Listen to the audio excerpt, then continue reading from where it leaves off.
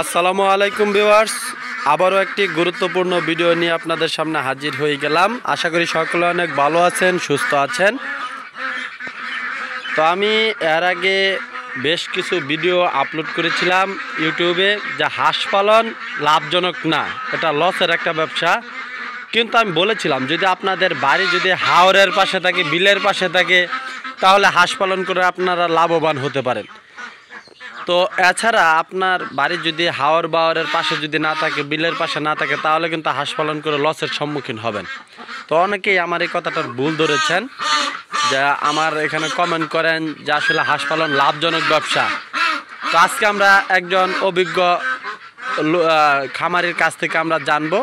সে অনেক দিন যাবৎ এই যে হাঁসের খামারগুলো দেখছেন, এগুলো তার।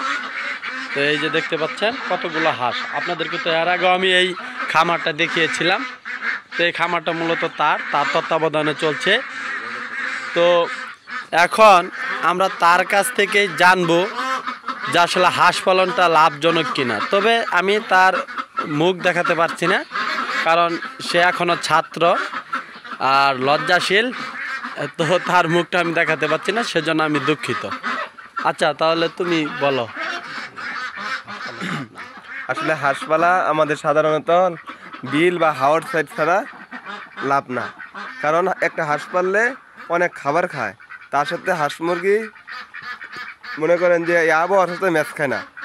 গরমকালে দেখা যাচ্ছে যে ভালো পানি, ঠান্ডা পানি এগুলো না পাইলে হাঁস মুরগি মারা যাচ্ছে।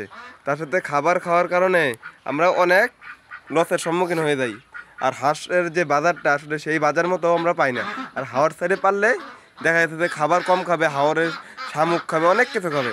খাওয়ার পরে সেই হাঁসটা আমরা নিজের কোনো খরচ হয় না, তাই সেজন্য আমরা লাভ করতে পারি। তাই আমরা মনে করেন যে নিজস্বভাবে হাঁস পাললে কোনো সময় লাভবান হব না।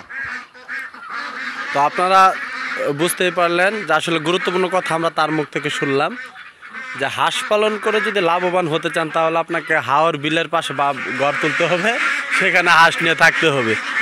তো আপনারা এখানে দেখতেই পাচ্ছেন আমাদের একটা হাঁসের সাইজ কতটুকু, প্রায় 4 কেজি। তো আপনারা দেখতেই পাচ্ছেন এই যে হাঁস।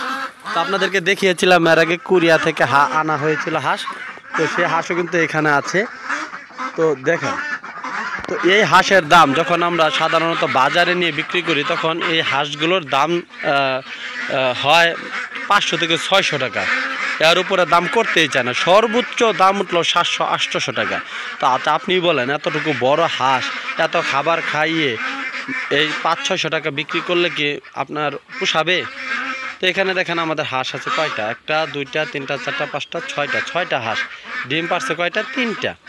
তো এখানে হাঁস আছে 2টা, হাঁসি আছে 4টা। তো এই যে দেখেন কতগুলো হাঁস এখানে, এই সবগুলো হাঁসের মধ্যে মাত্র ডিম পারছে কয়টা? 3টা। তো এক্ষেত্রে কি আপনার লাভ হবে? 3টা ডিম দিয়ে কি আপনারই উঠবে? অনেকেই দেখায় যে ডিম প্রচুর পরিমাণে ডিম পেড়ে রেখেছে হাঁসে। তো আসলে সেগুলো কিন্তু এডিটিংয়ের কারসাজি, এত ডিম কিন্তু পারে না। আর যদিও পারে, দেখবেন তাদের খামারে হাঁসের পরিমাণ হচ্ছে 1,10,000 20,000 পরিমাণ হাঁস পালে। তো সেখান থেকে যদি মনে করেন 2,000 হাঁস ডিম পারে, তাহলে তো অনেক দেখাই যাবে। তো এক্ষেত্রে আপনারা সতর্ক থাকবেন। তো আপনাদের একজন একভাবে আপনারা আসলে লালন পালন করে থাকেন। তো সেক্ষেত্রে লাভ লসটা নির্ভর করে আপনাদের টেকনিকের উপরে। তো সবাই ভালো থাকবেন, সুস্থ থাকবেন। ধন্যবাদ সবাইকে।